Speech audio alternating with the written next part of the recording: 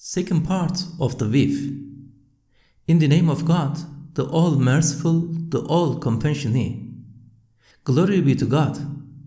How thin is the veil between the outer and inner, invisible dimensions of existence, and yet how great is the distance between them.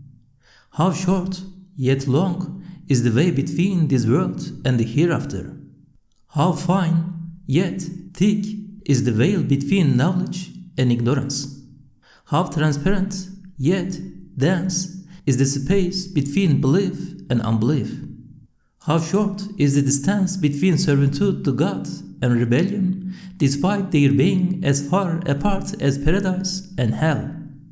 How short is life, yet how great is ambition. Likewise, between yesterday and today, there is a thin veil that cannot prevent the spirit from passing and penetrating into yesterday and even beyond. For the body, however, this distance is so great that it would take a year to travel through it. The veils between the outer and inner dimensions of existence and between the world and the hereafter are thin and transparent for people whose hearts and spirits are alive and awake, while they are extremely thick for those who obey their carnal souls and bodily desires. Similarly, there is a fine interval between your night and day, your eyelid. When you open the eye of yourself, your night disappears and your day shines. But if you forget what you are, you fall into permanent night. When looking at the universe for the Almighty's sake, all that is seen becomes a source of knowledge. When doing so from heedlessness and material or natural causes, all that is seen as knowledge becomes sheer ignorance. Between the illumination of the Hagia Sophia and its being in thick darkness at night, there is a moment as short as switching the lights on or off. The flash of lightning and its disappearance occur almost simultaneously. The sky darkens and is cleared in rapid succession by a breeze of mercy. One who sees with the light of belief and belief in divine unity sees the universe as filled with light and friendship, mutual love and affection, and all things and beings in it as amiable, living brothers and sisters. But one who looks with unbelief sees all things and beings as dreadful corpses and strangers hostile to one another. Such a person also sees the universe in veils of darkness and oneself in a deep sea covered by waves, above which are clouds. When he or she stretches out a hand, it is almost invisible. The veil between a mirror's two faces is thinner than a leaf, but the difference between them is as great as that between east and west. With a movement of a finger, the mirror either smiles at you or makes your face completely dark. In the same way, our deeds have two faces. Those done with the intention to please God provide you with a transparent face, in the depth of which numberless manifestations are reflected. The lack of such an intention shows a dark, opaque face that bears nothing in the name of truth. While a dark face has no depth and contains nothing, as it only occupies enough space to show itself, a transparent face, because of its relation to the immaterial world of representations or immaterial forms, can contain limitless huge things. In the same way, life has two faces. One relates to the world and is dark, narrow, and transcendent. The other relates to the ultimate truth and is transparent, broad, and permanent. The heedless carnal soul, under the influence of a devilish sophistry, wears the dark face but demands what is possible in the transparent face, such as seeking eternity.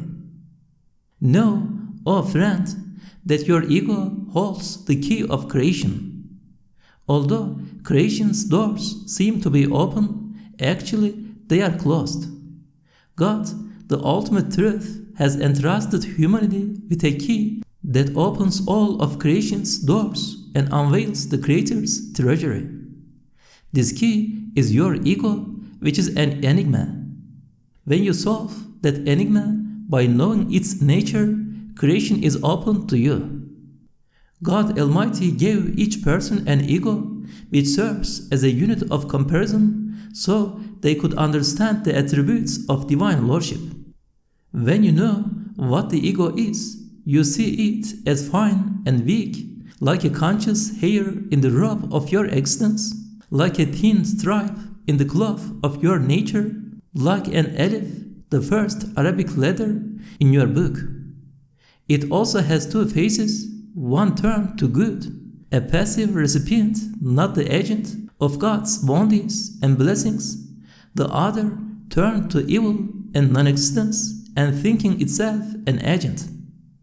It has an illusory nature and an imagined lordship and sovereignty. Its existence is so weak that it can bear nothing by itself. It is like a thermometer or a similar instrument that measures things and properties to know the necessarily extinct being's absolute, all-encompassing attributes.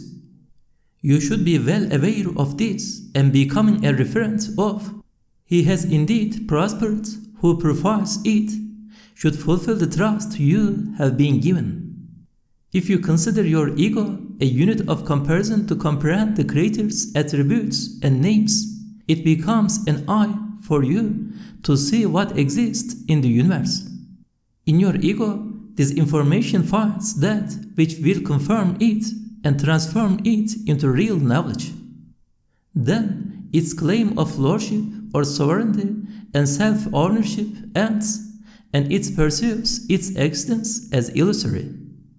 But if you consider your ego independent and thereby breach the trust, you will be among those referred to in, and indeed he has ruined it who stunts and spoils it, for it is the ego that the heavens, earth, and mountains shrunk from bearing. For such an ego is the source of associating partners with God, as well as of all evil and misguidance. If ego hides itself from you, it grows thick and swells until it swallows you and transforms you into an ego.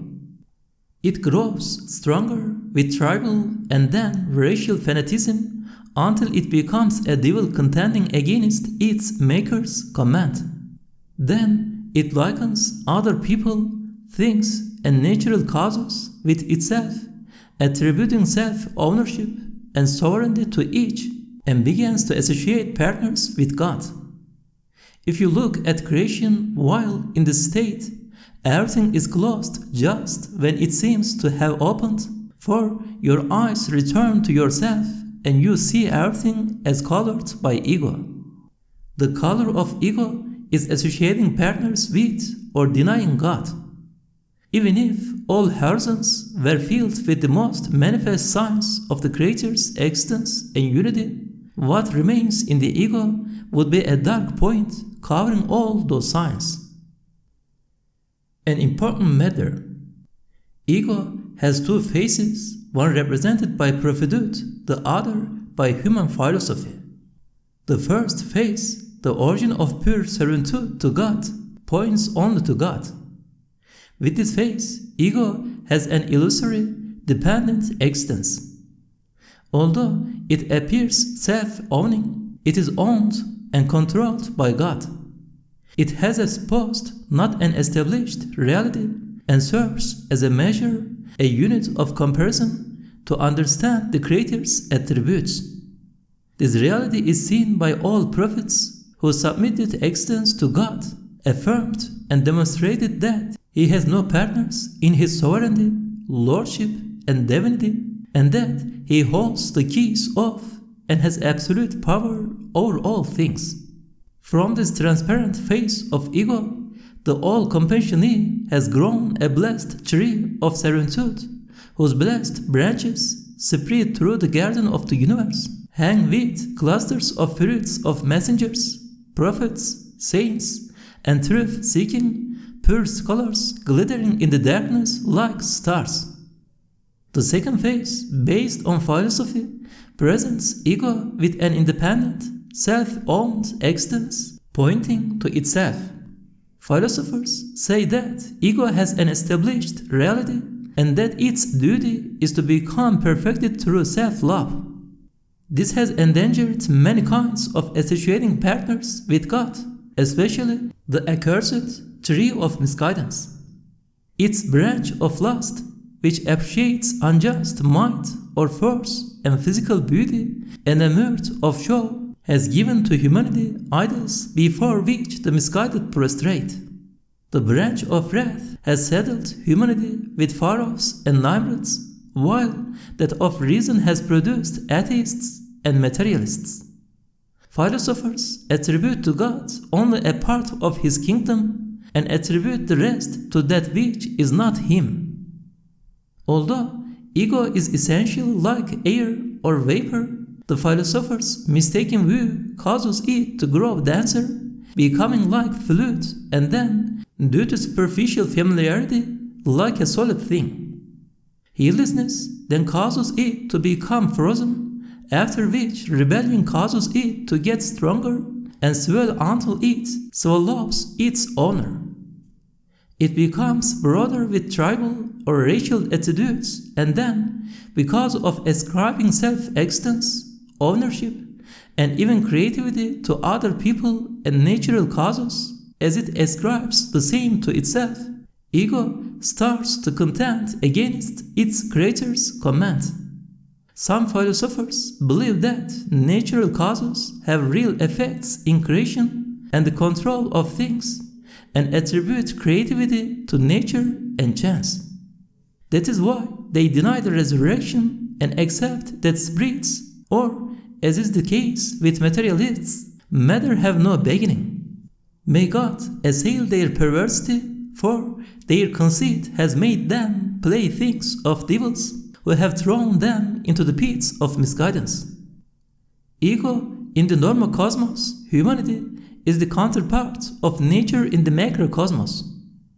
Both have been attributed partnership with God and therefore deified.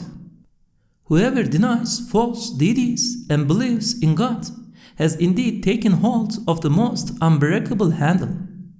God is all-hearing, all-knowing. Know, O friend, that good deeds acquire vitality through sincere intention and are corrupted through show, ostentation, and hypocrisy. The feelings for and natural tendencies toward good ingrained in one's conscience lose their purity through conscious or purposeful intention. Intention is the life of deeds, while purposeful intention is the death of natural states. For example, the intention to be humble spoils humility, the intention to be great provokes contempt, the intention to have relief causes relief to disappear, and the intention to be sad decreases sadness.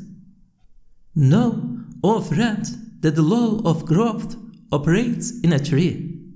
The tree's seed, its essence, is contained by the fruit, and unless somehow impeded, grows by eternal favoring into the tree, and again is placed in its fruit.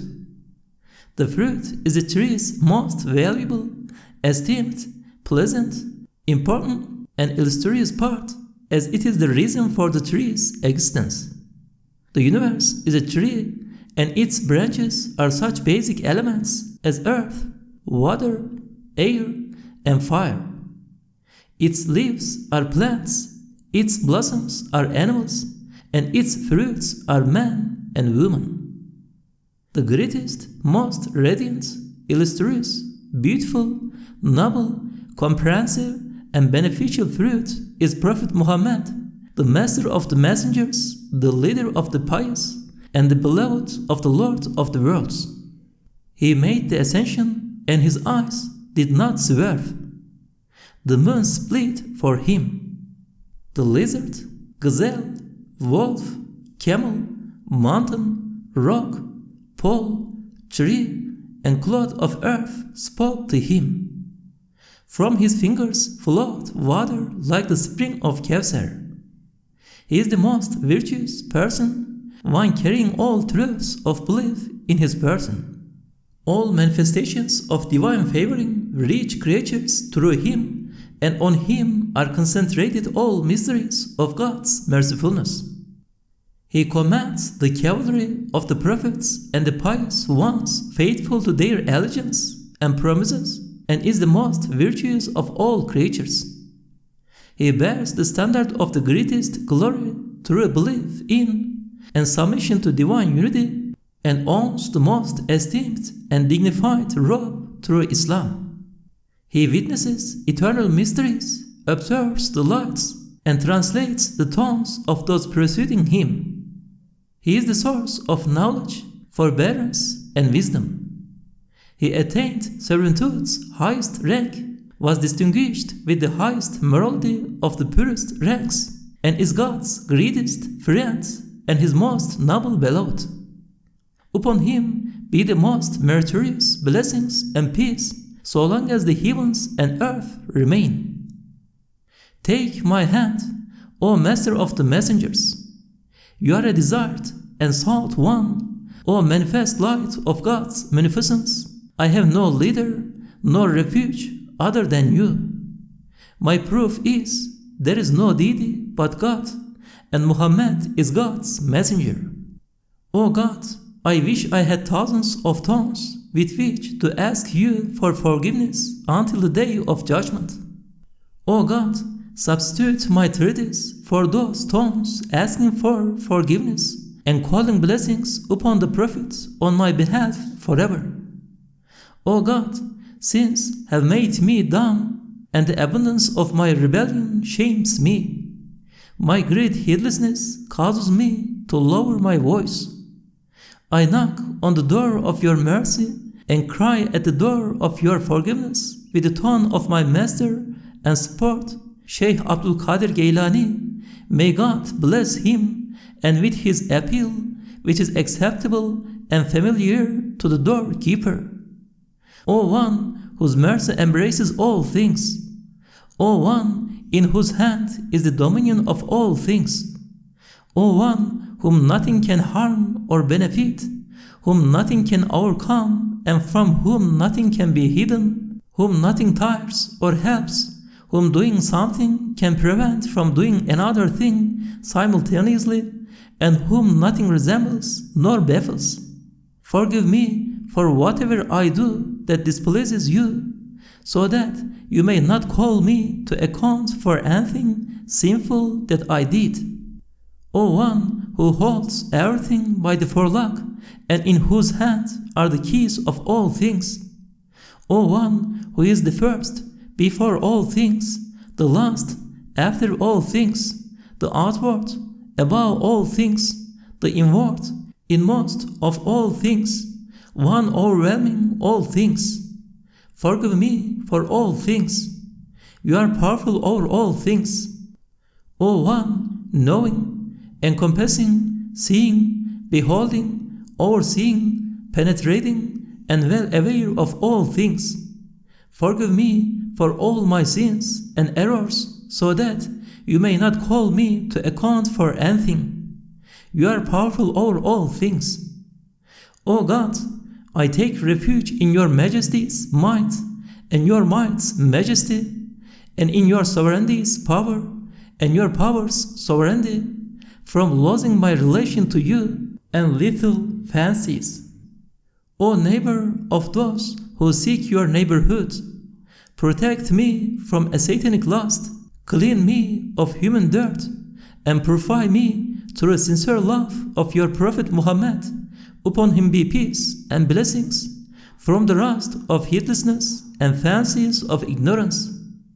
I ask this so that I may be freed of my selfhood, my ego, and so that only what is for and with you, to and from you, may remain, and that I may be overwhelmed by your favor in the ocean of your generosity. May I be among those made victorious by your sword, favored with your gifts, and kept away by your protection from engagements interrupting from you. O light of lights, knower of secrets, director of night and day, O sovereign, mighty, overwhelming, compassionate, loving, forgiving. O knower of the unseen, turner of hearts and eyes, veiler of defects of his servants, forgiver of sins, forgive me and have mercy on him who is in insurmountable difficulty, to whom all doors are closed, who follows the path of the righteous with great difficulty, and whose days are spent in places of heedlessness, rebellion, and sin. O one who answers when called, O one swift at reckoning, O munificent and bestower, have mercy on him who has severe ills that are hard to cure, and who has small and weak means while stricken with grave misfortune. You are his refuge and his hope. O God, I complain to you about my difficulties and affliction. O God, my need is my justification, and whatever I have in the name of means is only my lack of means and my helplessness. O God, one drop from the ocean of your grace makes me rich, and one droplet from the flood of your forgiveness suffices me. O loving, O loving, O loving, O owner of the supreme throne, O starter and returner, O one doing whatever he wills, I ask you, for the sake of the light of your face that fills all the columns of your throne, and your power with which you are powerful over all your creatures, and your mercy that embraces all things. There is no deity but you, O helper. I ask you to help me and forgive my sins and the blunders of my tongue during my life, for the sake of your mercy, O most merciful of the merciful. Amen, Amen, Amen. O one who recites this cry of asking forgiveness, recite it first on your behalf and then on my behalf for the sake of God. For I lie in my grave unable to do or say anything. I can speak only with your tongue through my book, so speak on my behalf only for the sake of God. Third part of the Wif. In the name of God, the all-merciful, the all-compassionate. I ask God for help to continue on the way to Him.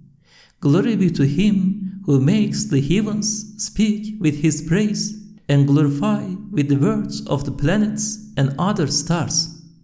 O one who makes earth speak with His praise and glorify Him with the words of trees and plants, who makes trees and plants speak with the words of flowers and fruits, who makes flowers and fruits speak with the words of seeds and stones, and who makes seeds and stones speak with the words of spikes and grains.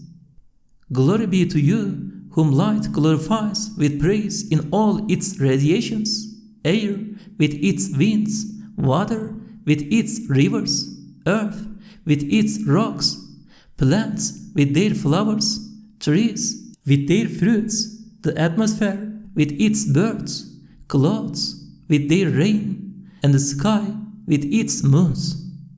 Blessings and peace be upon our Master Muhammad, the lamp of the prophets, the moon of prophet scholars, the star of saints, the sun of humanity and jinn, and the light of the east and the west, and upon his family, the stars of guidance and companions, the lamps illuminating darkness. Know, O one who finds it very hard to understand the meaning of, we have made them, stars, missiles for devils. In order to reach the sky of this verse, we need a ladder with 7 steps. First step. The heavens have inhabitants of their own called angels. Just as earth, despite its insignificant size when compared with the heavens, is full of living, conscious beings, so the heavens, with their decorated castles of constellations, must be full of conscious beings, particular to themselves. The universe is richly adorned with beauty, design, and embroidery, requiring the existence of beings to reflect on them with appreciation and amazement.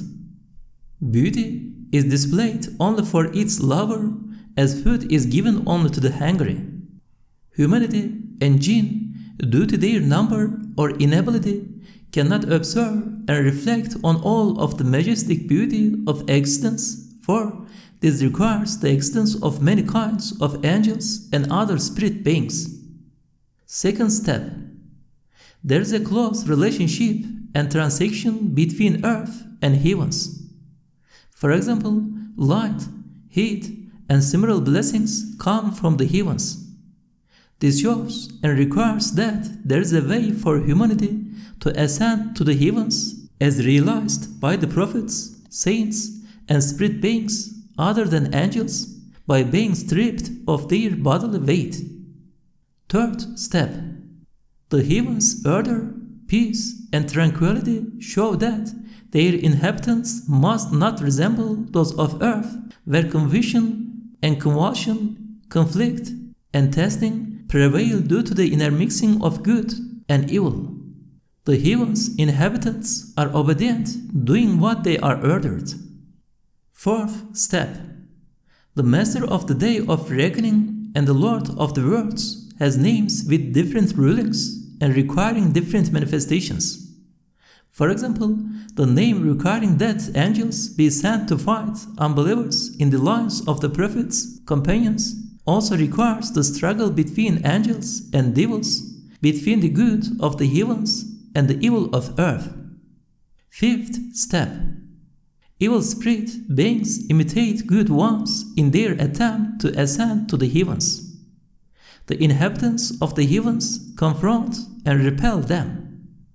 The wisdom of the divine lordship's sovereignty requires that this heavenly contest have a sign in this visible, material world, so that humanity, who has been told to watch and observe, can be informed of it. The best way of making this struggle known is to shoot stars or meteors from the high towers of constellations.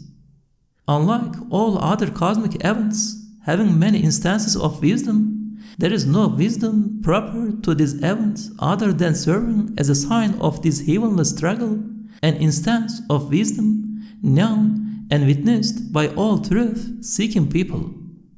Sixth step. The Qur'an seeks to guide people to truth and hold them back from rebellion with lofty styles and exalted analogies or comparisons. For example, consider, O company of people and jinn, if you can penetrate the spheres of the heavens and earth, then penetrate them. You will not penetrate them except with an authority. The verse proclaims the helplessness of humanity and jinn before the kingdom of divine lordship's vastness and immensity, as if to say, O humanity, helpless, poor, and tiny, how dare you rebel against a sovereign whom all suns and moons, stars, and angels obey, who throws missiles as large as mountains or even larger at devils? How dare you rebel in the kingdom of a king, among whose soldiers are those who shoot in the face of enemies stars the size of your earth as easily as you throw walnuts or hazelnuts? Seventh step. There are many kinds of stars, just as there are many kinds of angels and fish. Whatever shines in the heavens is called a star.